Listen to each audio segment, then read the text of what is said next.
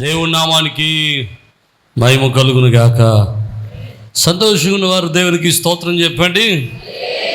ప్రియమైన దేవుని బిడ్డలారా, దేవుని యొక్క పరిశుద్ధ సన్నిధిలో మరొక పర్యాయము మనందరం కూడా ఈ విధంగా కూడి ప్రభుని స్తుతించడానికి, దేవుని నామాన్ని మహిమపరచడానికి, ఆ సర్వోన్నతుడైన దేవుడి ఇచ్చిన సమయాన్ని బట్టి ఇప్పుడు ఎల్లప్పుడూ యుగాయుగములు ఆయనకి స్తుతి ఘనత మహిమ ప్రభావాలు ఆరోపించబడును గాక. దేవుని చేత ప్రేమింపబడి క్రీస్తు రక్తంలో కడగబడిన మీ అందరికీ ప్రభువైన యేసు నామములో షలోం. దేవుని కృపా సమాధానాలు ప్రభు మనెల్లరికీ అనుగ్రహించును గాక. అలాగే టీవీ కార్యక్రమం ద్వారా ఎంతమంది అయితే వాక్యాన్ని వింటున్నారో వారికి కూడా హృదయపూర్వక శుభాలు తెలియపరుస్తూ ఉన్నాను. వారి కుటుంబాల్లో దేవుడు వారిని బలపరిచి వారిని ఆశీర్వదించును గాక. ఆమేన్. ప్రియమైన దేవుని బిడ్డలారా, ఎందుకు ఈ మాట చెబుతున్నానంటే, ఈ వారంలో చాలా చోట్లకి వెళ్తే అంటే ఒకటేమో ఇలాగ ఆలమూరుకి వెళ్ళాం, ఒకటేమో ఇలాగా అల్లవారం గీసి వెళ్ళాం. ఎక్కడికి వెళ్ళినా కానీ చాలామంది చెబుతున్న విషయం ఏంటంటే, అయ్యా మిమ్మల్ని టీవీలో చూసాం, మీ వాక్యాన్ని వింటున్నాం ప్రతిరోజు అని చాలామంది చక్కని సాక్ష్యాలు చెబుతూ ఉన్నారు. అందుని బట్టి ప్రభువుని స్తుతిస్తూ ఉన్నాం. ఆలమూరు అయితే ఇల్లు ఓపెనింగ్కి వెళ్ళాం. ఇల్లు ఓపెనింగ్కి వెళ్తే ప్రార్థన అయిపోయిన తర్వాత నేను భోజనం చేయడానికి వెళ్ళాను. పాపం ప్రార్థన అయిపోయినప్పటి నుంచి ఒక ఆవిడ రోడ్డు మీద నిలబడి ఉంది. నేను ఎప్పుడు వస్తానా ఇంచుమించు గంటన్నర నిలబడి, మరి భోజనంకి వెళ్ళి నిన్న వచ్చేస్తామేంటి, ఇంట్లో ఉన్న వాళ్ళు ప్రార్థన చేసి అలాన్నీ మాట్లాడి విషయాలన్నీ మాట్లాడుకుంటే గంటన్నర ప్రార్థన అయిన తర్వాత గంటన్నర వరకు అలా నుంచుని ఉండి నేను రాగానే అయ్యారు వందనాలమ్మా ఏం మామూలుగా వందనాలు చెప్తున్నాయేమో అనుకుంటే అయ్యి వెళ్ళిపోకుండా అయ్యారు మీకోసం నుంచున్నారండి. ఏమంటే మీ వాక్యం విన్నానంటే, ఇది ప్రతిరోజు టీవీలో వాక్యం వింటున్నాను, మీతో ప్రార్థన చేయించుకోవాలనిపించిందండి అందే. దేవునికి స్తోత్రం. ప్రియమైన దేవుని బిడ్డలారా, చాలామంది టీవీలో వాక్యం వినడం ద్వారా ఆశీర్వదింపబడుతూ ఉన్నారు, దీవించబడుతూ ఉన్నారు, విశ్వాసంలో బలపరచబడుతూ ఉన్నారు. అందును బట్టి ప్రభువును స్తుతిస్తూ వారందరిని అభినందిస్తూ ఉన్నాను. ఒక్కొక్కసారి ఇలాంటి సాక్ష్యాలు నన్ను ఎలా బలపరుస్తూ ఉంటాయంటే, ఎప్పుడు ఇలాంటి సాక్ష్యాలు వింటూ ఉంటానంటే, నేను ఎప్పుడైతే ఇంక టీవీ కార్యక్రమం ఆపేద్దాం అనుకుంటానో అప్పుడు ఇలాంటివి వినబడుతుంటాయి. నిజం అనుకుంటా ఉంటాను, నేను టీవీ కార్యక్రమం ఎందుకులే ఆపేద్దాం, నెలకు 5,000 ఖర్చు పెడుతున్నాం, ఎవరు ప్రోత్సహించడం లేదు, ఎవరు ఇవ్వడం లేదు, చాలా ఇబ్బంది పడాల్సి వస్తుంది, చాలా కష్టపడి ప్రోగ్రామ్ ఇవ్వాల్సి వస్తూ ఉంది, ఎందుకు వచ్చిందిలే కార్యక్రమం ఆపేద్దాం అనిపిస్తూ ఉంటుంది. అలాగ అనిపించినప్పుడల్లా దేవుడు ఎవరో ఒకరిని ఎలా ప్రోత్సహించి ఇలాంటి సాక్ష్యాలు వినిపిస్తూ ఉన్నప్పుడు మరలా అనిపిస్తూ ఉంటాడు, సర్లే దేవుడే ఉన్నాడు, కొంతమందిని అయినా వాక్యం ద్వారా బలపరచబడుతున్నారని చెప్పి మరలా విశ్వాసంలో పుంజుకుని పనిని సాగించడానికి దేవుడు సహాయం చేస్తున్నాడు. దేవునికి స్తోత్రం. హల్లెలూయా. నిన్నైతే కందిగట్ల వారిపేటలో భోజనం చేస్తూ ఉన్నాం. భోజనం చేస్తుంటే ఎవరో మేము పైకి వెళ్ళటం, భోజనం చేయడానికి పైకి వెళ్ళడం చూసిందట. మళ్ళీ ఈయన దొరుకుతాడు లేదనుకుంది ఏంటో, మా వెనకాల పరిగెత్తుకుంటూ వచ్చేసింది పైకి. పరిగెత్తుకుంటూ వచ్చేసి భోజనం చేస్తుంటే అప్పుడు అయ్యారు వందనాలు అందరు. వందనాలమ్మా, నేను ఎప్పుడు చూడలేదు, బాగున్నారు అయ్యారు అంత బాగున్నారన్న. మరి బాగోదా మరి మనం అడగకపోతే, మీరు బాగున్నారమ్మా అన్న. బాగున్నా అన్న. నేను తెలిసిండి అయ్యారు అంత. నువ్వు పలకరించావు కదమ్మా అన్నారు.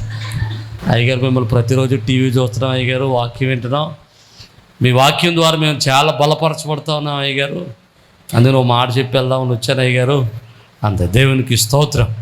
ప్రియమైన దేవుని బిడ్డలారా, అలాంటి సాక్ష్యాలు విన్నప్పుడు ఎంతో ఉత్సాహం, పడినటువంటి కష్టమంతా మరిచిపోతాం, పడ్డ బాధలన్నీ మరిచిపోతూ ఉంటాం. ఎందుకంటే ప్రతి నెల టీవీ కార్యక్రమానికి వేలాది రూపాయలు ఖర్చు పెడతా ఉన్నాం, ఎంతో ప్రయాసపడుతూ ఉన్నాం. మామూలు విషయంగా దేవుడు చిన్న సంఘాన్ని ఇచ్చాడు. ఈ చిన్న సంఘంలో అన్ని వేలాది రూపాయలు ఖర్చు పెట్టడం. మనం టీవీ కార్యక్రమం ఒకటే కాదు చేయటం, ప్రతి నెల ఇంచుమించు 20 కుటుంబాలకి ఆర్థికంగా కిరాణా సహాయం చేస్తూ ఉన్నాం. ప్రతి నెల చిల్డ్రన్ ప్రోగ్రాం పెడతా ఉన్నాం. ఇలాంటి కార్యక్రమాలు ఎన్నో చేస్తూ ఉన్నాం. ఇవన్నీ చేయడానికి డబ్బులు ఎక్కడి నుంచి వస్తాయంటే, ఒక ఆయన అన్నాడట, పైనుంచి రాకపోతే అన్ని పనులు ఎక్కడ చేస్తాడో అన్నాడట ఒక ఆయన. ఎక్కడి నుంచి అట? పైనుంచి రాకపోతే. నిజంగా చెప్పనా, నాకు పైనుంచే వస్తున్నాయి. దేవునికి స్తోత్రం, హల్లెలూయా. ఏ పైనుంచి? పరలోకం నుంచి వస్తున్నాయి. దేవునికి స్తోత్రం. మీరు అనుకునే పైకి నుంచి కాదు, అంతకు పైనుంచి వస్తూ ఉన్నాయి. నమ్మిన వాళ్ళు దేవునికి స్తోత్రం చెబుదాం, హల్లెలూయా.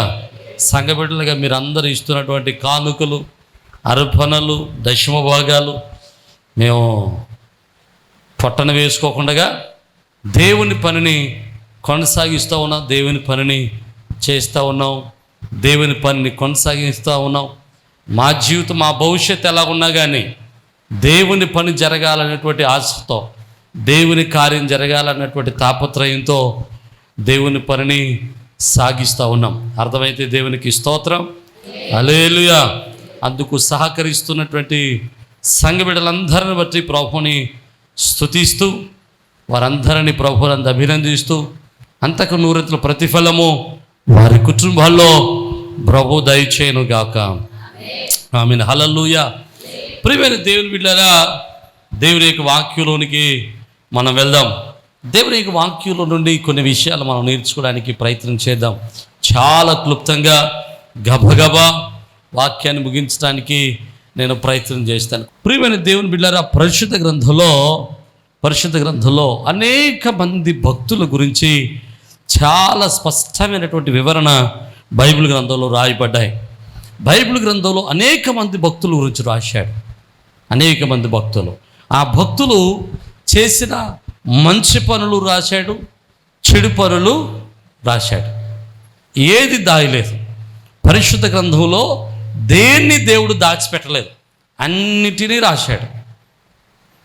మొన్న ఒక ఆయన కరపత్రికలు పంచిపెడుతూ ఒక వ్యక్తి దగ్గర కరపత్రిక పట్టుకెళ్ళి ఇస్తే ఆ వ్యక్తి అంటున్నాడు, నీ బైబిలు ఎంత బూతు పుస్తకమో తెలుసు అని చెప్పి ఆ పత్రికలు పంచిపెట్టేటువంటి వ్యక్తి చేత ఆదికాండం 19:36 చదివించాడు. అంటే లోతు తన యొక్క బిడ్డలతో చేసినటువంటి తప్పును చదివించి అంటాడు, బైబిల్లో ఇలా చేయమని ఉంది, ఇది నువ్వు చేస్తావా? ఎంత తప్పు రాశాడు చూసావు బైబిల్లో, ఇలాంటి తప్పులే రాశాడు బైబిల్లో, ఇలాంటి దరిద్రం ఉంది బైబిల్లో, ఇలాంటి భూతపత్వం నమ్మటా మమ్మల్ని అని చెప్పి పాప ఆ సేవకుని చాలా ఇబ్బంది పెట్టాడు. పాప ఆ సేవకుడు నోట్లో మాట్లాడక ఏమీ మాట్లాడలేదు. కానీ నేను మంచి విషయం చెప్తాను.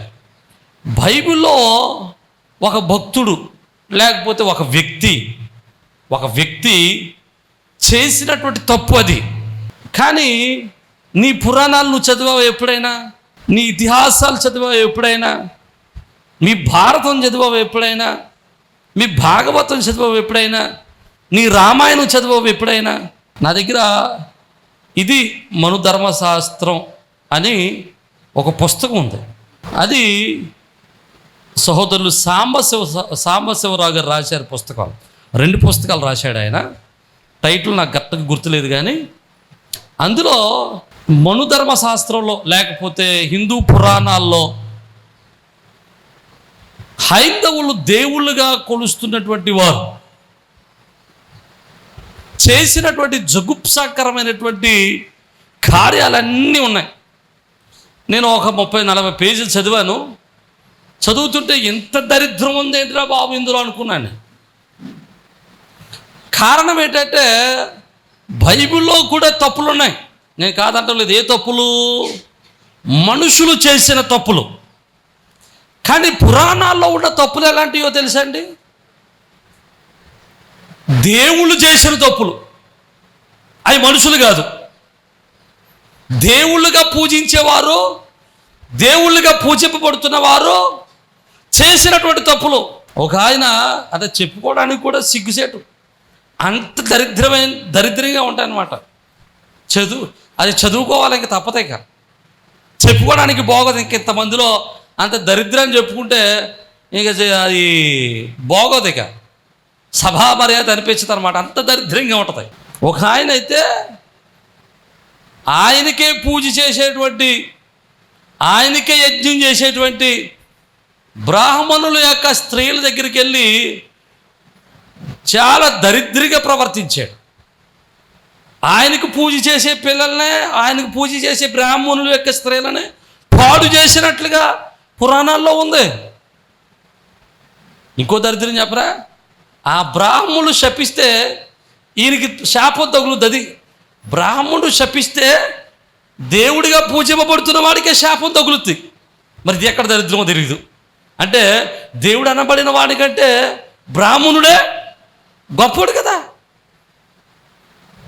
ఇంకో దరిద్రం చెప్పరా, బ్రహ్మ అనేవాడు సరస్వతి అనేటువంటి ఒక అమ్మాయిని తయారు చేస్తే అమ్మాయి అందాన్ని చూచి మోహించి ఇంక చెప్పుకోకూడదు, దరిద్రం.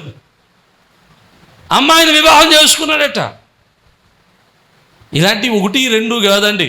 నా దగ్గర పుస్తకం ఉంది, మీరు ఎవరైనా చదవాలనుకుంటే ఇంటికి వచ్చి చదివట్టుకే వెళ్ళొచ్చు. పుస్తకం మాత్రం ఇంటికి ఇవ్వరు. దేవునికి స్తోత్రం. నా దగ్గర చాలా పుస్తకాలు ఉన్నాయి.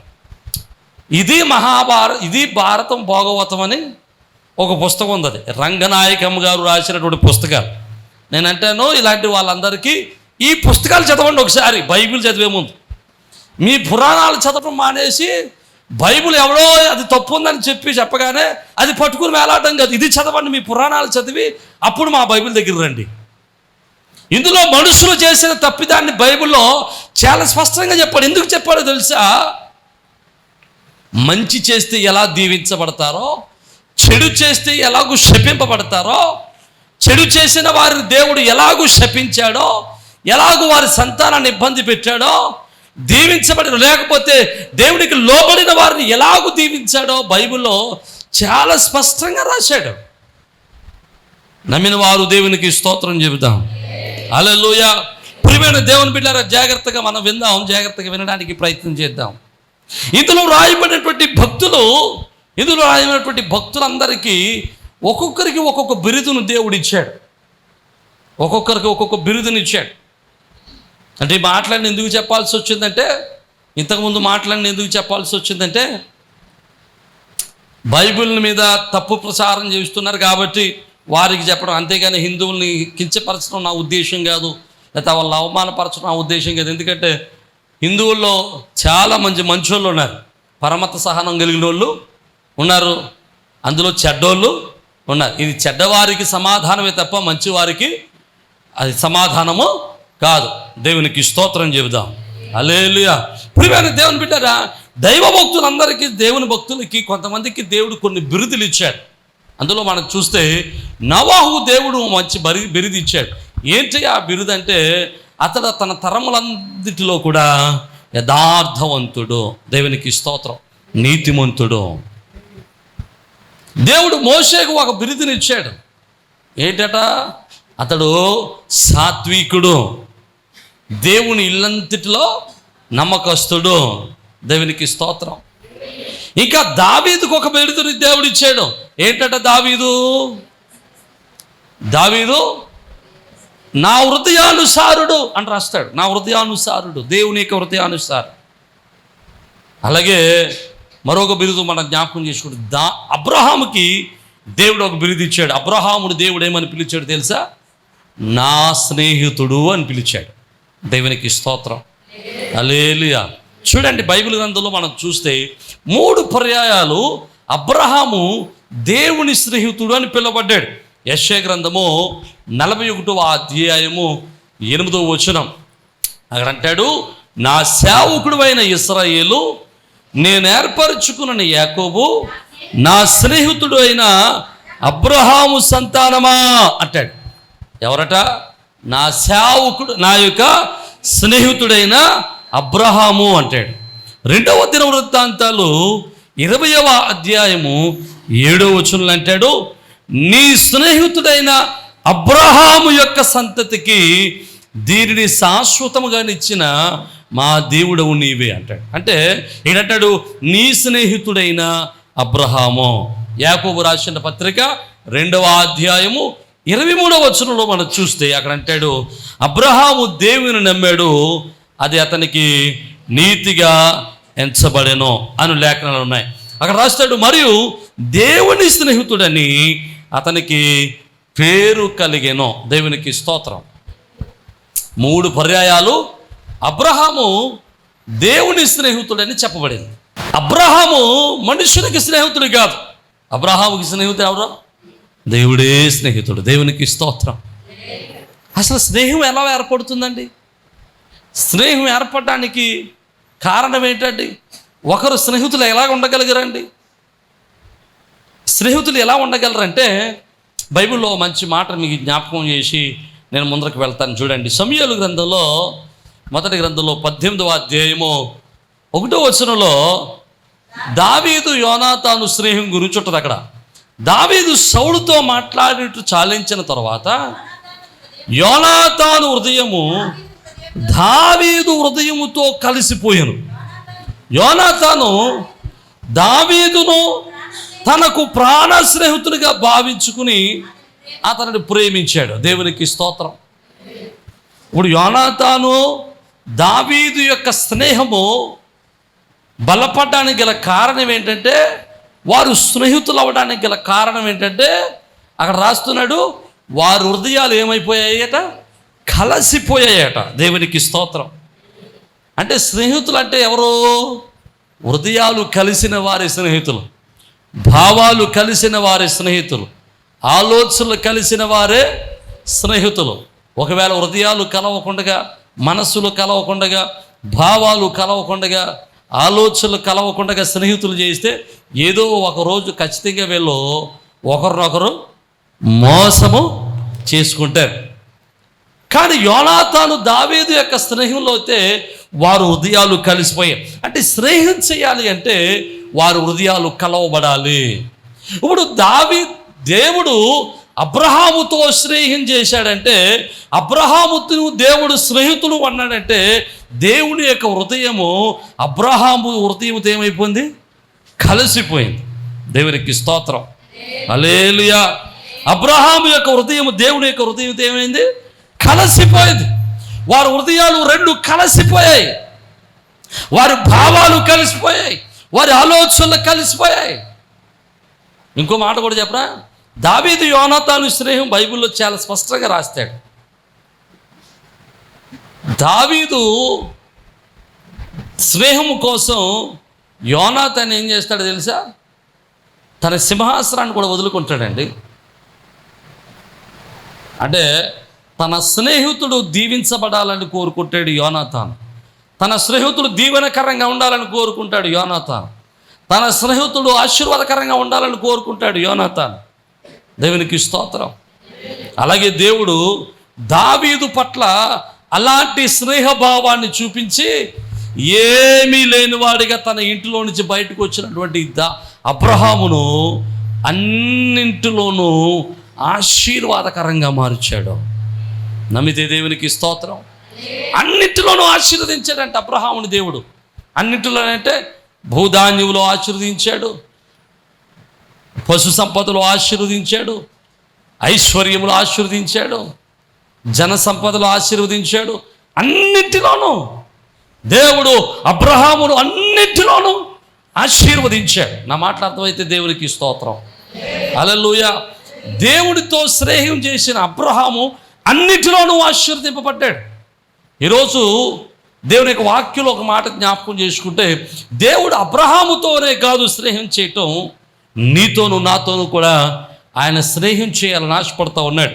అందుకనే చూడండి, యోహాను రాసినటువంటి శుభవార్తలో 15వ అధ్యాయం 14వ వచనంలో ఒక చక్కటి మాట ఉంటుంది. యోహాను శుభవార్త 15:14. మీరు నాకు స్నేహితులై ఉంటారు.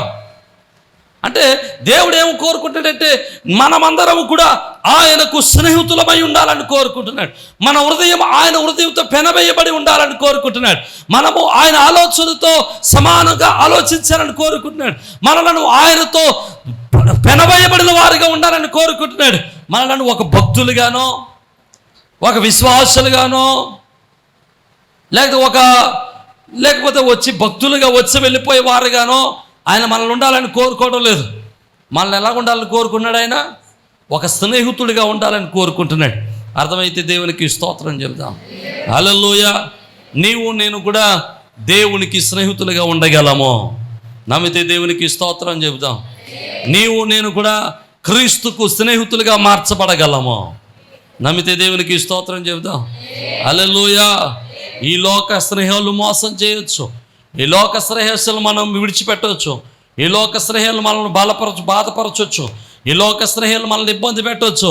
కానీ దేవుని స్నేహం మనల్ని విడిచిపెట్టేది కాదు. మనలను దినదినమును అభివృద్ధి పరచి తన కృపతో మనల్ని నింపుటకు ఆయన స్నేహము నమ్మకమైనదే. ఆమేన్. హల్లెలూయా. ప్రియమైన దేవుని బిడ్డలారా, జాగ్రత్తగా మనం పరిశీలన చేద్దాం. ఆయన మనలను స్నేహితులుగా ఉండాలని కోరుకుంటున్నాడు. అయితే ఆయన స్నేహితులుగా మనం ఉండాలంటే మనం ఏం చేయాలి? అబ్రహాం ఏం చేస్తే అబ్రహాము దేవునికి స్నేహితుడయ్యాడు? ఏం చేస్తే అబ్రహాము దేవునికి ఇష్టడయ్యాడు? ఏం చేస్తే అబ్రహాము దేవునికి ఇష్టడిగా మార్చబడ్డాడు? ఏం చేస్తే అబ్రహాము దేవునికి ప్రీతిపాత్రమయ్యాడు? ఏం చేస్తే అబ్రహాము యొక్క హృదయము దేవుని యొక్క హృదయంతో కలపబడింది? ఈరోజు 4 విషయాలు మీకు జ్ఞాపకం చేస్తే అబ్రహాముకు ఉన్నటువంటి 4 లక్షణాలు చాలా తొందరగా నేను ముగించడానికి నేను ప్రయత్నం చేస్తాను. 4 విషయాలు మనం నేర్చుకోవడానికి ప్రయత్నం చేద్దాం. అందులో అబ్రహాము అనగానే మనకు గుర్తు రావాల్సిన మొట్టమొదటి విషయం ఏంటంటే అబ్రహాము విశ్వాసము కలిగిన వాడు. ఏం కలిగిన వాడు? విశ్వాసం. అదే గలతీయులకు 3:19 మనం చూస్తే అబ్రహాము అంటాడు, అబ్రహాము విశ్వాసులందరికీ తండ్రిగా రాస్తాడు.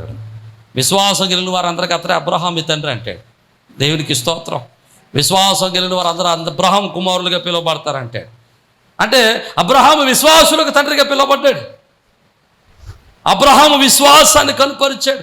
ఎలాంటి విశ్వాసాన్ని కనుపరిచాడు? జాగ్రత్తగా చూద్దాం. ఒక విషయాన్ని మీకు జ్ఞాపకం చేస్తారు.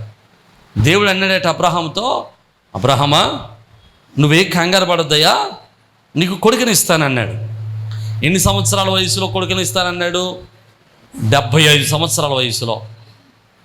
అప్పటికే శరీరం ఉడిగిపోయింది. అప్పటికే శరీరము చనిపోయే స్థితిలోకి వచ్చేది. అప్పటికే శరీరంలో ఉన్నటువంటి శరీర ధర్మాలన్నీ నిలిచిపోయాయి. అప్పుడు దేవుడు వాగ్దానం చేశాడు, నేను నీకు కొడుకునిస్తాను, నేను ఆశీర్వదిస్తాను. ఎలాగ ఆశీర్వదిస్తానని చెప్పాడు తెలుసా? ఆకాశ నక్షత్రంలో నేను విస్తారంగా ఆశీర్వదిస్తానన్నాడు. ఇసుక రేణువులంతా విస్తారంగా నీ సంతానాన్ని విస్తరింపజేస్తానన్నాడు. ఇక్కడ చూస్తేనేమో వయసు పెరుగుతుంది తప్ప సంతానము కలగటం లేదు. 75 సంవత్సరాల్లో దేవుడు చెప్పాడు. అబ్రహాం అనుకుంటాడు 78లో పుడతాడేమో అనుకున్నాడు. 78లో పుట్టలేదు, 80లో పుట్టలేదు, 90లో పుట్టలేదు.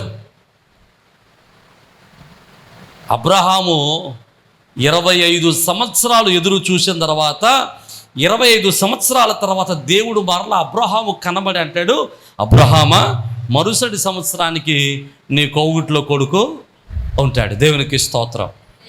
ఎన్ని సంవత్సరాలు ఎదురు చూశాడండి? 25 సంవత్సరాలు అబ్రహాము దేవుని మీద ఆనుకుని విశ్వాసంతో ఎదురు చూచాడు. ఈరోజు నేను అంటాను, నీలో విశ్వాసం ఉందా? నువ్వు దేవునికి స్నేహితుడు అవ్వాలంటే నీలో ఏం కావాలి? విశ్వాసం కావాలి. విశ్వాసం లేకుండా దేవునికి ఇష్టడై ఉండుట అసాధ్యమని ఎబ్రీయుల రాసిన పత్రిక 11:6 ఉంది. మనం విశ్వాసం లేకుండా దేవునికి ఇష్టడుగా ఉండలేం. విశ్వాసులకు అందుకనే క్రైస్తవులకి ఒక చక్కటి పేరు ఏంటి? విశ్వాసి అంటాం. మన విశ్వాసులమే, కానీ మనలో ఏముండదు? ఏముండదండి? విశ్వాసం ఉండదు. విశ్వాసులుగా పిలవడతాం కానీ విశ్వాసం అనేటిదే ఉండదు. ప్రియమైన దేవుని బిడ్డలారా, విశ్వాసం ఉంచడం ద్వారానే మనం రక్షింపబడుతున్నాం. విశ్వాసం ద్వారానే మనం నీతివంతులుగా తీర్చబడుతున్నాం. విశ్వాసం ద్వారానే యథార్థవంతులం అవుతున్నాం. విశ్వాసం ద్వారానే పరలోక రాజ్యానికి చేర్చబడుతున్నాం. విశ్వాసం ద్వారానే దేవునికి ఇష్టలుగా మార్చబడుతున్నాం. విశ్వాసము లేకుండా మన జీవితాల్లో దేవునికి ఇష్టలుగా ఉండటమో అసాధ్యమో. నమ్మిన వాళ్ళు దేవునికి స్తోత్రం చెప్పాడు. హల్లెలూయా. మరి మన విశ్వాసం ఎలాగుంటుంది? మన విశ్వాసానికి ఆధారం ఏంటి? మన విశ్వాసాన్ని దేన్ని ఆధారం చేసుకుంటాం? మన విశ్వాసానికి బైబిల్లో మాట ఉంటుంది, మీ విశ్వాసం మనుషుల జ్ఞానాన్ని ఆధారం చేసుకోనకుండా దేవుని శక్తిని ఆధారం చేసుకుని ఉండాలి. మన విశ్వాసానికి ఏది ఆధారము? దేవుని శక్తి. అబ్రహాము దేవుని యందు విశ్వాసం ఉంచాడు. కారణం ఏంటో తెలుసా? దేని బట్టి విశ్వసించాడు తెలుసా? 60 సంవత్సరాలు వచ్చినా, 70 సంవత్సరాలు వచ్చినా, 80 సంవత్సరాలు వచ్చినా, 90 సంవత్సరాలు వచ్చినా, 100 సంవత్సరాలు వచ్చినా విశ్వాసాన్ని విడిచిపెట్టలేదు అబ్రహాము. కారణం ఏంటో తెలుసా? మనుషులందరూ చెప్పుంటారు, అబ్రహామా ఇంకేం పుడతారు లేవయ్యా, తన భార్య అంత కదే, మరి ఇంకేం పుడతారులే, నాకు ఎవరిని చేసుకోవాలి? హాగరును చేసుకో. దేవునికి స్తోత్రం. హల్లెలూయా. హాగరును చేసుకో. చుట్టుపక్కల వాళ్ళు ఉంటారు కదా, అబ్రహాం ఇంకేం పుడతారులే, ఎలియాజరు ఉన్నాడు కదా నీ ఇంట్లో, ఆడికే రాసి ఇచ్చి ఆస్తి అంతా, ఆయన జాగ్రత్తగా చూసుకో, ఆడే నిన్ను కాపాడతాడు అని ఉంటాడు. చాలామంది ఉంటారు, లేదా వాళ్ళు తీసి తెచ్చుకో, వీళ్ళు తీసి తెచ్చుకో అని ఉంటారు. ఉచిత సలహాలు చాలామంది ఇస్తారు కదా, మనం వీటికి రెడీ. వీటికి ఉచిత సలహాలు ఇవ్వడానికి చాలా సిద్ధంగా ఉంటాం మనం. అబ్రహాము కూడా చాలామంది సలహాలు ఇచ్చి ఉంటారు. అబ్రహాము మాత్రం తన విశ్వాసం ఏమవలేదు, సంచలనం కాలేదు. విశ్వాసం త్రొట్టిల్లిపాటు కాలేదు. విశ్వాసం దిగజారిపోలేదు. దేవుని మీద నమ్మకంతో ఉన్నాడు. అతని నమ్మకానికి ఆధారం ఏంటో తెలుసా? దేవుని శక్తిని ఆధారం చేసుకున్నాడు. దేవునికి స్తోత్రం చెబుదాం. హల్లెలూయా. అబ్రహాము దేవుని యందు విశ్వాసం ఉంచాడు. ఎలాంటి విశ్వాసం తెలుసా? నా కొడుకు చచ్చిపోయినా సరే ఆ బూడిదలోంచి నా కొడుకును లేపగలడని విశ్వసించాడు. నేను ఊరిలోంచి బయటకు వచ్చేసిన, ఒంటరిగా వచ్చిన నన్ను జనముగా ప్రభువు చేయగలను, నన్ను ఒంటరిగా ఆయన విడిచిపెట్టడు అని విశ్వసించగలిగాడు. ఈరోజు నేను అంటాను, నీ విశ్వాసం ఎలాంటిది, నీ నమ్మకం ఎలాంటిది? నువ్వు దేవుని మీద విశ్వాసం ఉంచగలుగుతున్నావా? నీ విశ్వాసం క్రియలతో కూడుకున్న విశ్వాసమేనా? వాక్యాలు అంటాడు, క్రియలు లేని విశ్వాసము మృతము. మృతం అంటే చచ్చిపోయిందని అర్థం. నీలో విశ్వాసం చనిపోతే నువ్వు దేవునికి ఇష్టడుగా ఉండలేవు. ఈరోజు మన విశ్వాసం ఎలాంటిదంటే, మన విశ్వాసం ఎలాగంటిదంటే లోకము కావాలి, దేవుడు కావాలి. మీకు మంచి మాట చెబుతాను, జాగ్రత్తగా వినడానికి ప్రయత్నించేయండి. ఒకసారి ఒక వ్యక్తి ఏటుగొట్ట మీద నడుచుకుంటూ వెళ్తూ ఉన్నాడట. ఏటుగొట్ట మీద నడుచుకుంటూ వెళ్తూ ఉంటుంటే ఈలోపు వర్షం వచ్చిందట. వర్షం రాగానే కాలు జారింది. కాలు జారి జారుకుంటూ ఏటుగొట్ట మీద నుంచి నేల నూతులో పడిపోతున్నాడట. అలా పడిపోతున్న సమయంలో చేతికి ఒక చిన్న మొక్క ఒకటి దొరికిందట. ఆ మొక్క అతుకుని ఆ నేల నూతిలో వేలాడుతూ ఉన్నాడు. ఓ పక్క నుంచి వర్షంలో నీళ్ళు నూతిలో వస్తూ ఉన్నాయి. ఓ ప్రక్కన ఆ నేల నాని అతను పట్టుకున్నటువంటి మొక్క యొక్క వేళ్ళు ఒక్కో వేరు తెగిపోతుంది. ఈయన ప్రాణము గాల్లోనే కలిసిపోతుంది. అప్పుడు ఎందుకో జ్ఞాపకం వచ్చిందంట, ఆపత్కాలం ముందు మొర్ర పెడితే దేవుడు కాపాడతాడు కదా అని. వెంటనే ప్రార్థన చేయడం మొదలెట్టాడంటే, ప్రభా యేసయ్యా నన్ను కాపాడు.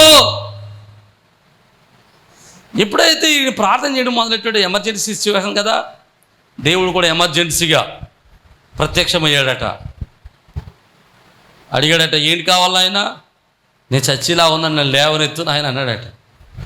నేను నిన్ను ఈ స్థితిలో నుంచి తప్పించగలనని, బ్రతికించగలనని నువ్వు నమ్ముతున్నావా అన్నాడట. ఎందుకు నమ్మట్లేదు నాయన? బేషుగ్గా నమ్ముతున్నాను. నువ్వు నూతిలో పడిపోయినా నేను కాపాడగలను నువ్వు నమ్ముతున్నావా అన్నాడట. ఎందుకు నమ్మట్లేదు నాయన? నమ్ముతున్నాను అన్నాడట. అయితే ఓ పని చేయి, నువ్వు పట్టుకున్న ఆ కొమ్మ వదిలే అన్నాడట. అప్పుడు ఈయన ఏం చేశాడు? నువ్వైతే ఏం చేస్తావు? వదలగలమా మనం? అలాగే వదలతలేదని మనం. దేవునికి స్తోత్రం, హల్లెలూయా. అలాగే చాలా వదలతలేదు. ఏంటి? ముహూర్తాలు వదలం, ఎదురులు వదలం, ఇంకేమున్నాయి? ఇలాంటి మీ వదలం కదండి. దేవుడు కావాలి, లోకం కావాలి, దేవుడు కావాలి, అన్యాచారాలు కావాలి. నీ విశ్వాసము సంపూర్ణంగా దేవుని మీద ఉంచగలిగితే, సంపూర్ణంగా దేవుని మీద నీ నమ్మకాన్ని ఉంచగలిగితే, ఆయన ఖచ్చితంగా నీ కొరకు అద్భుతాలు చేయగలడు. ఆమేన్, హల్లెలూయా. నీవు దేవుని మీద సంపూర్ణంగా విశ్వాసం ఉంచగలిగితే నీ కొరకు ఎర్ర సముద్రాన్ని 2 పాయలు చేయగలడు. నీ కొరకు బండ నుండి నీళ్లు రప్పించగలడు. నిన్ను పోషించడానికి ఆకాశం నుండి మన్నాను కురిపించగలడు. నిన్ను పోషించడానికి అవసరమైతే పూరేలను కురిపించగలడు. నిన్ను పోషించడానికి అవసరమైతే కాకుల చేత ఆహారాన్ని పట్టుకు రాగలడు. నిన్ను బలపరచడానికి అవసరమైతే ఆయన సింహపు నోళ్లను మొయ్యగలడు. అవసరమైతే అగ్నిగుండములు అగ్నిని చల్లార్చగలడు. దేవునికి స్తోత్రం చెప్దాం, హల్లెలూయా. అవసరమైతే నిన్ను నీటి మీద నడిపించగలడు. నమ్మిన వారు దేవునికి స్తోత్రం చెబుదాం. నువ్వు విశ్వాసముతో ఉండాలి తప్ప ఆయన చేయలేని అద్భుతం అంటూ ఏది లేదో.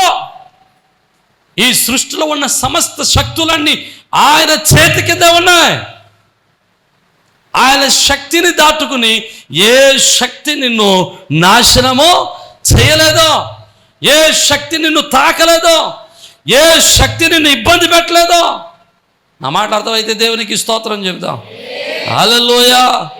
ఈరోజు నీ సంపూర్ణమైన విశ్వాసాన్ని దేవుని మీద పెట్టగలిగితే ఆయన నీ కొరకు.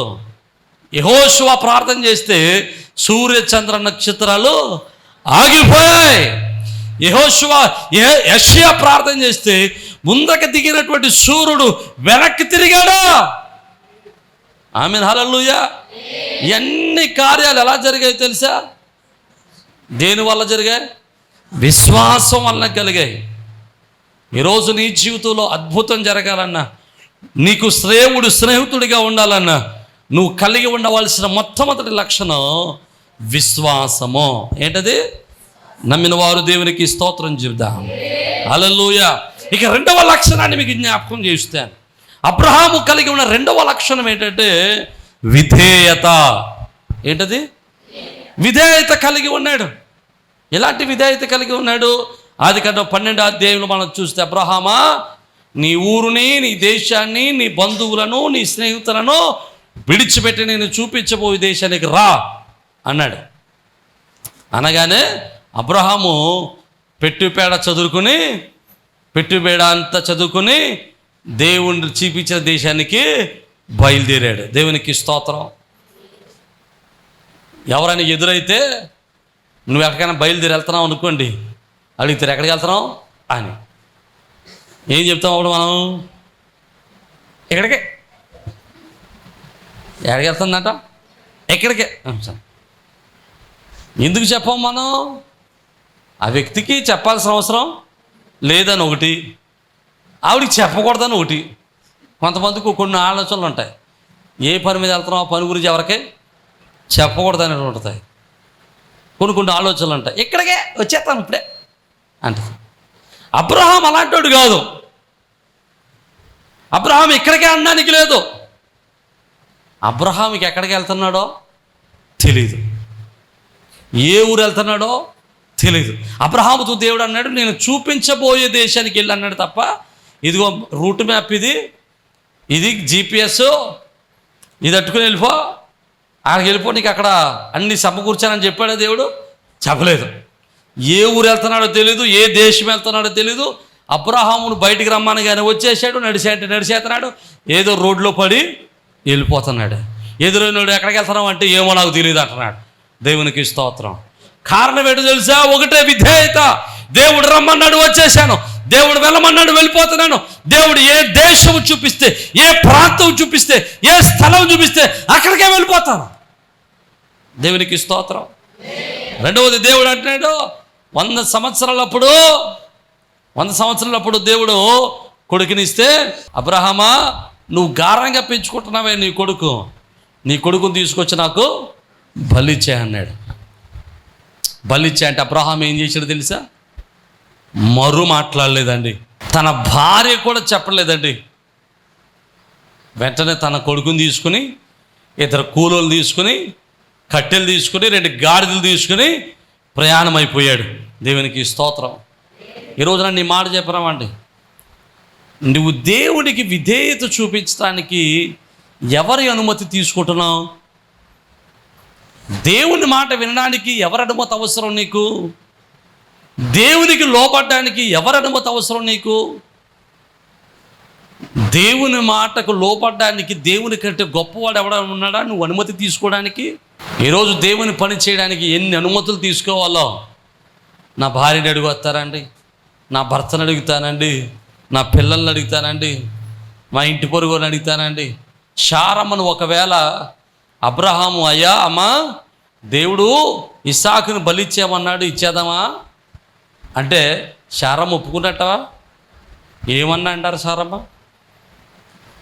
దేవుడు బడేమన్నాడు కాబట్టి ఓ పని చేయి, ఆగరు కొడుకున్నాడు కదా, ఎవడాడు ఇష్మాయేలు అని తీసుకెళ్ళిపో అన్ను కదండి.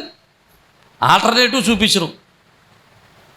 ఒకవేళ లోతు దగ్గరికి వెళ్ళి, మరి తమ్ముడు కొడుకు కదా, కలిసి వచ్చాడు, ఇప్పుడు దాకా కలిసి బతికాం, వీడికో మాట చెప్పకపోతే బాగోదు, దేవుడికి ఎంత పని చేస్తానో కాబట్టి వీడికో మాట చెబుదాం అనుకో. లోతు దగ్గరికి వెళ్ళి లోత మరి మరి ఇలాగా జరిగిందిరా, రాత్రి దేవుడు కనబడ్డాడు, కొడుకుని ఇచ్చామంటున్నాడు, ఓరే పర్వతం దగ్గర రమ్మంటున్నాడు, మరి వెళ్ళిపోదాం అనుకుంటున్నాను, ఏమంటావు అని అబ్రహాము లోతుది అడుగుంటే లోతు ఏం చెప్పుంటాడంట?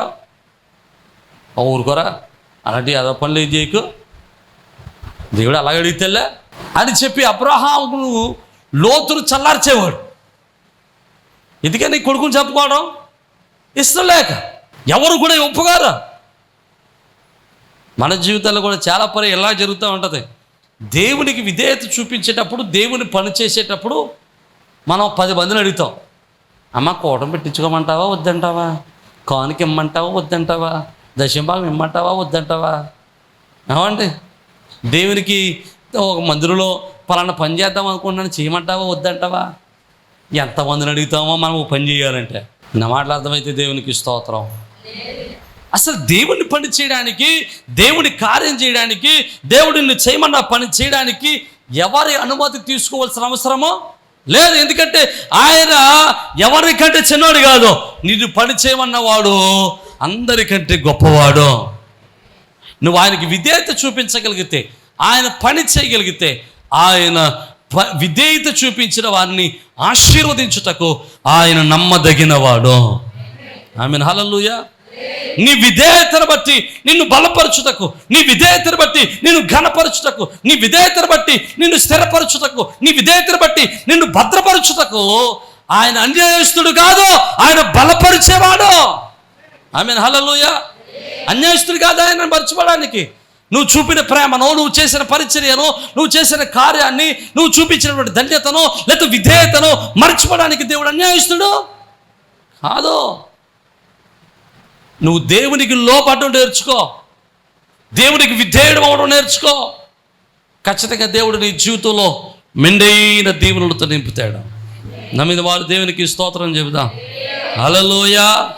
రెండవది విధేయత. అబ్రహాములో మనం నేర్చుకోగలం. ఇక మూడవది, అబ్రహాములో ఉన్నటువంటి ఒక మంచి లక్షణం ఏంటంటే, అబ్రహాము తన యొక్క జీవితంలో ఒక మంచి పని చేశాడు. ఏంటంటే చూడండి, ఆదికాండము 14వ అధ్యాయము 20వ వచనం. 14వ అధ్యాయము 20వ వచనం.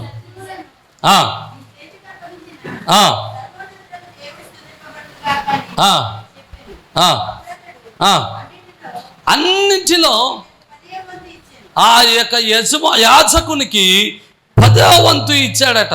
దేవునికి స్తోత్రం. అన్నీ వింటాం, ఇప్పుడు ఇదలేం మనం కదండి, ఇది వినడం కష్టం.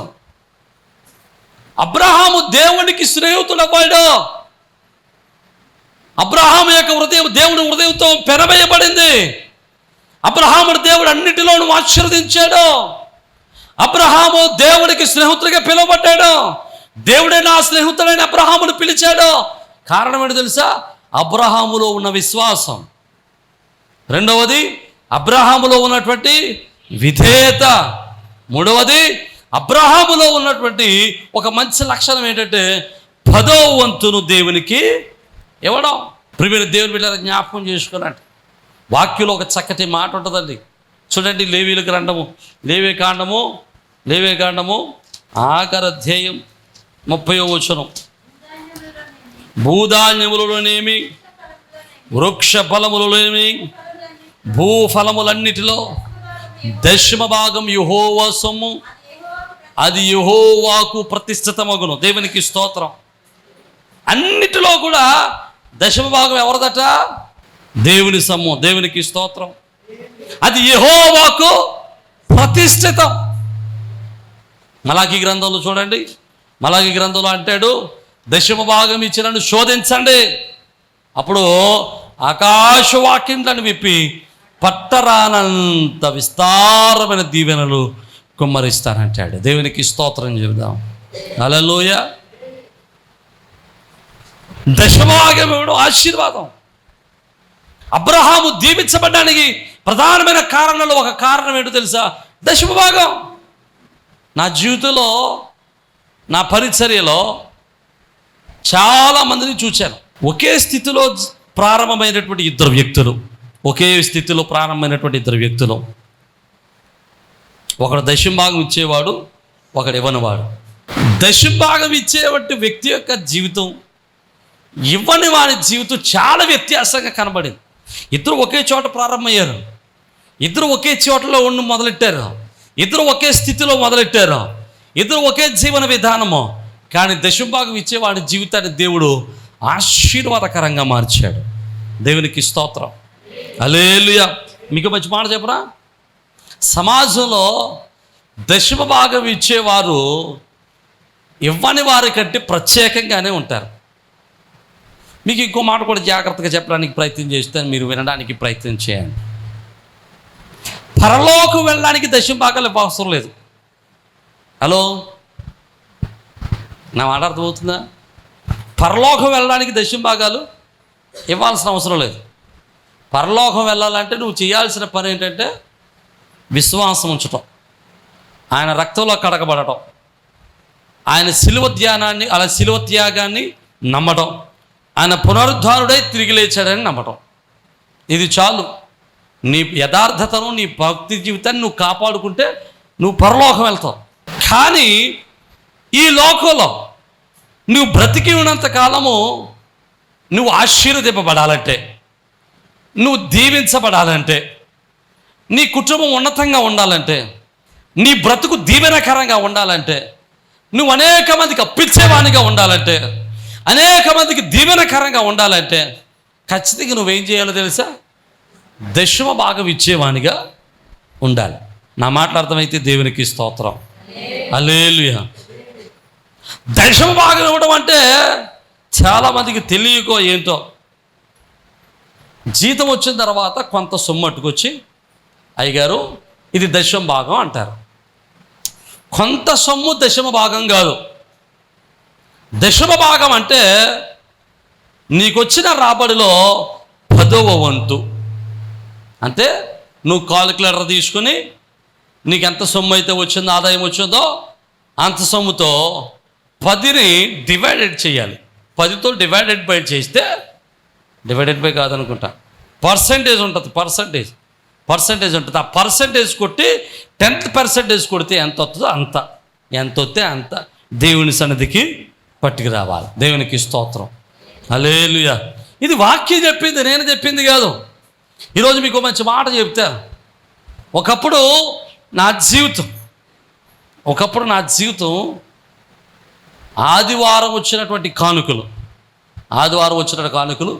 సోమవారం శుభ్రంగా వండుకుంటే, ఏదైనా చికెన్ తెచ్చుకుని వండుకుని శుభ్రంగా సోమవారం తింటే, ఇక మంగళవారం ఇంకా మా ప్రార్థన ఏంటంటే, కొండల తట్టు నా కనులు ఎత్తుచున్నాను, నాకు సహాయము 120 కీర్తన పాడేసుకోవటం.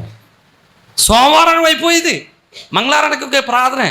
అలాంటి నా జీవితాన్ని ఈరోజు దేవుడు ఎంతగా ఆశీర్వదించాడంటే, ఎంతగా దీవించాడంటే, ఈరోజు 20 కుటుంబాలను పోషించడానికి దేవుడు సహాయం చేశాడు. ఆమేన్, హల్లెలూయా. అనేక పరిచర్య చేయడానికి సహాయం చేస్తున్నాడు. ఆమేన్, హల్లెలూయా. ఒకప్పుడు తొడుక్కోవడానికి సరైనటువంటి వస్త్రాలు లేకపోతే ఈరోజు బీరువా నిండా బట్టలే. దేవునికి స్తోత్రం. పాస్టర్ గారు ఒకసారి ఇస్త్రీ చేయించుంటే చేస్తారు ఫస్ట్. ఆ బట్టలన్నీ అయిపోయేదాకా ఒక్కో సొక్క లాక్కుని వేసుకుంటా ఉంటా. దేవునికి స్తోత్రం. 4 రోజులు అయ్యిందండి ఇస్త్రీ చేయించి బట్టలు, ఇంకా అయిపోలేదు బట్టలు అయ్యి. అర్థమైతే దేవునికి స్తోత్రం.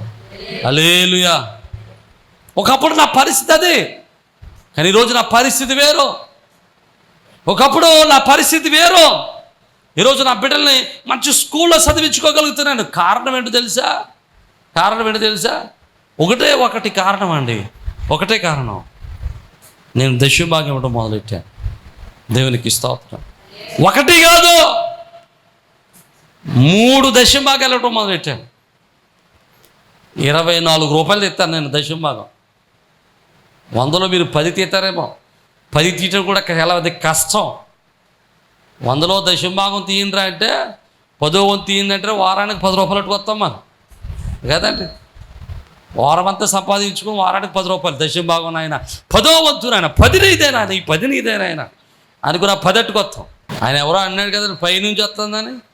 నిజంగా ఆ పైనుంచి దేవుడు చూచుండకపోతే, చల్లగా చూడకపోతే ఈరోజు నేను ఈ స్థితిలో ఉండేవాడిని కాదు. నమ్మిన వారు దేవునికి స్తోత్రం చెప్పాడు. హల్లెలూయా. నీకు మంచి మాట చెప్పరా, ఏ కుటుంబం అయితే దశమభాగం తీస్తారో వారి దశ దిశ దేవుడు మార్చగలడు. నమ్మితే దేవునికి స్తోత్రం చెప్పండి. హల్లెలూయా. నీకు మంచి మాట చెబితే జాగ్రత్తగా వినండి. ఇది చెబితే అర్థం కాదు. ఎవరికి అర్థమవుతుందంటే రుచి చూసిన వాళ్ళకే అర్థమవుతుంది. రుచి చూసిన వాళ్ళు ఎలా ఉంటారో తెలుసా? సంఘంలో కొంతమంది ఉన్నారు, వాళ్ళకి ఎలా ఉంటారంటే వాళ్ళు వారానికి ఒకసారి కానుక ఇస్తారు. కొంతమంది ఉంటారు వారానికి 5-6 సార్లు ఇస్తారు కానుక. వాళ్ళ చేతిలోకి డబ్బులు రాగానే అయ్యగారు దశమభాగం కొట్టి చూసుకోండి అంటారు. దేవునికి స్తోత్రం. నిజం. వాళ్ళు సంపాదించిన ఆదాయం రాగానే నాకు వెంటనే ఫోన్ పే, అయ్యగారు ఈరోజు ఒక 5,000 వచ్చిందండి దశమభాగం కొట్టేదండి, ఈరోజు 300 వచ్చిందండి దశమభాగం కొట్టేదండి. దేవునికి స్తోత్రం చెప్పాడు. నువ్వు వారానికి ఒకసారి ఇస్తావు, వారానికి వారం రోజులు రోజు కానుకలు ఇచ్చేవాళ్ళు ఉన్నారు. వారి జీవితాలు ఎలా ఉన్నాయో తెలుసా? ఆశీర్వాదకరంగా, దీవెనకరంగా, అందరిలోనూ ప్రత్యేకంగా వారు ఉండగలిగారు. నమ్మితే దేవునికి స్తోత్రం చెప్పాను. హల్లెలూయా. ఈరోజు నా మాటలు అర్థం చేసుకోవడానికి ప్రయత్నం చేయండి. మన దేవుడు నమ్మదగిన వాడు. ఆయన వాక్యములు ఏదైతే చెప్పాడో దానిని మనం తూచ తప్పక చేయగలిగితే ఆయన తప్పనిసరిగా తన వాగ్దానాలు మన నెరవేర్చుటకు ఆయన సమర్థుడు. ఆయన అసమర్థుడు కాదు. ఇక 3వ విషయాన్ని మీకు 4వ విషయాన్ని మీకు జ్ఞాపకం చేస్తాను. 4వ విషయం, అబ్రహాము దేవునికి స్నేహితుడు ఎలాగయ్యాడో. ఒకసారి దేవుడు సొదొమ కుమార్రాణిని నాశనం చేయడానికి వెళ్తూ ఉంటుంటే అబ్రహాముతో దేవుడు చెప్తాడు, అయ్యా నీకు చెప్పకుండా ఉంటానా, సొదొమ కుమార్ యొక్క పాపం నా దగ్గరికి చేరింది, దాని సంగతి ఏంటో చూడగలుగుతానని అన్నాడు. అప్పుడు అబ్రహాముకు భయం వేసింది. ఎందుకో తెలుసా? సొదొమలో ఎవరున్నారు? లోతు అన్నాడు, తమ్ముడు కొడుకున్నాడు. వెంటనే సొదొమ గుమర్రా గురించి ప్రార్థన చేయడం మొదలెట్టాడు. ఏమని? ప్రభువా అక్కడ 50 మంది ఉంటే ఆ దేశాన్ని కాపాడతావా అన్నాడు. దేవుడు అన్నాడు, సరే నీ ప్రార్థన బట్టి 50 మంది ఉంటే ఆ దేశాన్ని కాపాడతాను. అబ్రహాముకి ఎందుకో మళ్ళీ అనుమానం వచ్చేది, ఒక 40 మంది ఉంటే కాపాడుతావా అంటాడు. సరే నీ మాటను బట్టి ఆ 40 మంది ఉంటే ఆ దేశాన్ని కాపాడుతాను అంటాడు. అబ్రహాంకు మళ్ళీ అనుమానం వచ్చింది, విశ్వాసులకు తండ్రికి అనుమానం వచ్చేసింది. అంటాడు, ప్రభు కోపగించుకోదురు ఆయన, ఒకవేళ అక్కడ 30 మంది ఉంటారేమో, సరే నీ మాటను బట్టి 30 మంది ఉంటే కాపాడతా. అబ్రహాంకు మళ్ళీ అనుమానం వచ్చింది, 30 మంది కూడా ఉండరేమో. దేవా నన్ను మన్నించాలి, నన్ను కనికరించాలి, ఒక 20 మంది ఉంటే కాపాడుతావా? సరే 20 మంది ఉన్నా కాపాడుతా. అబ్రహాంకు మళ్ళీ తోట వచ్చింది, 20 మంది కూడా ఉండరేమో. 10 మంది ఉంటే కాపాడుతావా? ఖచ్చితంగా 10 మంది ఉంటే కాపాడుతానన్నాడు. అబ్రహాము ఒక దేశం పక్షాన దేవుని సన్నిధిలో చేసినటువంటి ప్రార్థన దేవునికి ఇష్టమయ్యింది. దేవునికి స్తోత్రం చెప్దాం. హల్లెలూయా. ఈరోజు మనం కూడా ప్రార్థించే వారమై ఉండాలి. దేశ క్షేమం కొరకు ప్రార్థించే వారమై ఉండాలి. ఎదుటివాని క్షేమం కొరకు ప్రార్థించే వారమై ఉండాలి. ఎదుటివాని స్థితి కొరకు ప్రార్థించవలసిన వారమై ఉన్నాం. ఆమేన్. హల్లెలూయా. ఎవరైతే ప్రార్థన చేస్తారో వారి జీవితాల్లో దేవుడు వారికి స్నేహితుడిగా మారిపోతాడు. నమ్మితే దేవునికి స్తోత్రం చెబుతాం. హల్లెలూయా. అబ్రహాముకి 4 లక్షణాలు కలిగి ఉన్నాడు. 1 విశ్వాసాన్ని కలిగి ఉన్నాడు. 2వది విధేయత కలిగి ఉన్నాడు. 3వది 10వ వంతుని ఇచ్చే అలవాటు కలిగిన వాడు. 4వది ప్రార్థించే అనుభవం కలిగిన వాడు, ప్రార్థనాత్మను కలిగిన వాడు, దేవునితో సంభాషించేటువంటి అలవాటు కలిగిన వాడు. దావీదు ముమ్మారు ప్రార్థన చేశాడట, దానియేలు ముమ్మారు ప్రార్థన చేశాడట. ప్రార్థన చేయడం అలవాటు చేసుకోండి.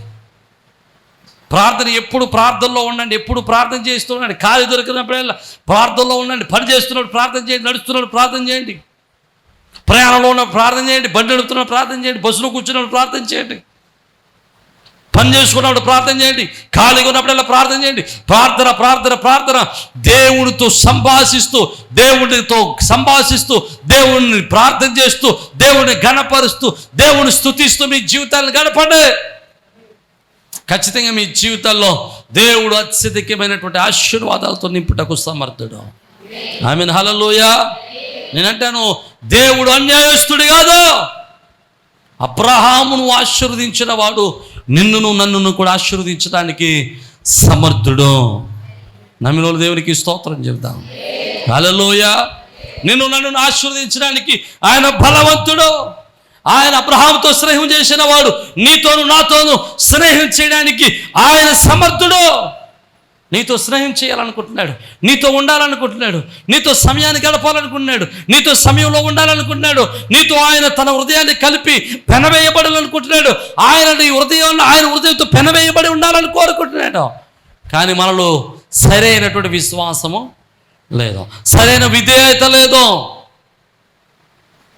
దేవునికి లోబడే మనసు మనకు లేదు, ప్రార్థించే మనసు మనకు లేదు, దేవుని ఘనపరిచే విషయంలో మనం లోబడి ఉండలేకపోతున్నాం.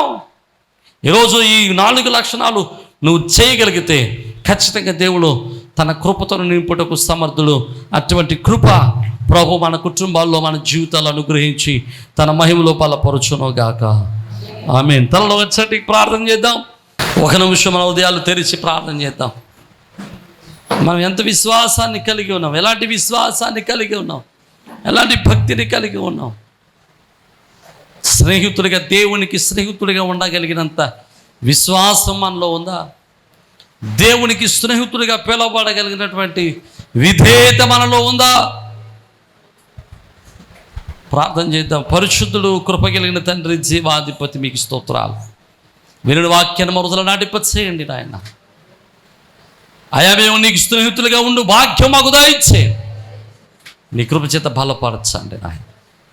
నాయనకుడు వచ్చిన ప్రతి బిడ్డను మీరు దర్శించండి అయా. ఈ వాక్యం వింటున్న ప్రతి కుటుంబంలో నీ సమాధానం ఉంచండి, నీ సన్నిధి తోడుగా ఉంచండి, నీ అభిషేకం తోడుగా ఉంచండి. అబ్రహామును ఆశీర్వదించినట్లుగా నీ బిడ్డలు మీరు ఆశీర్వదించండి నాయన. అయా ఇగో తండ్రి, నీ వాక్యం వింటున్న బిడ్డల జీవితంలో నీ సమాధాన కార్యాలు జరిగించండి నాయన. ఆత్మాభిషేకం అనుగ్రహించండి నాయన. వారి కుటుంబంలో ఏ లోటులు ఉన్నాయో లోటులన్నీ తీర్చండి నాయన. అయ్యా వారి హృదయాల్లో ఏ ఆశలు ఉన్నాయో వారి ఆశలని నెరవేర్చండి ప్రభువా. అయ్యా అయ్యో తండ్రి, వాక్యం వింటున్న ప్రతి బిడ్డను మీరు దీవించండి, నీ కృప చేత బలపరిచి ఆదరించమని. అయ్యా మీకు స్నేహితులుగా ఉండే మనస్సును, నీకు స్నేహితులుగా ఉండే భావాన్ని, నీకు స్నేహితులుగా ఉండే ఆలోచనను, నీకు స్నేహితులుగా ఉన్నటువంటి జ్ఞానమును, ప్రవర్తనను మాలో దయచేసి మీరే మహిమ పొందమని, ఘనత మహిమ ప్రభావాలు మీకు ఆరోపిస్తూ యేసు పరిశుద్ధ నామమున బట్టి స్తుతించి వేడుకొనుచున్నాము మా పరమ తండ్రి. ఆమేన్.